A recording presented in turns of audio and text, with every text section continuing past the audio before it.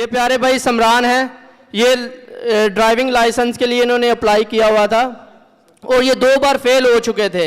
Last Tuesday मैं इनको जो हमारी बाइबल स्टडी जहाँ पे होती है वहाँ पे लेके आया, पास्टर साहब ने दुआ इनके लिए की और इसके बाद जब इनका टेस्ट था नेक्स्ट ट्यूसडे यानी तो इनके लिए फिर ये इन्होंने मुझे कॉल किया कि रिजवान भाई मैं ड्राइविंग टेस्ट के लिए जा रहा हूँ, प्लीज़ आप प्रे करें। मैंने अपने ऑफिस से कॉन्फ्रेंस कॉल की और खुदा के खादम पास्टर मंजूर बरकत ने इनको बोला कि बेटा समरान आप जाओ और आज आपको लाइसेंस मिल जाएगा। और जब इनका टेस्ट हो गया इन्होंने मुझे कॉल की और ये बहुत खुश थे और इन्होंने बोला कि भाई मुझे लाइसेंस मिल गया है। Praise the Lord.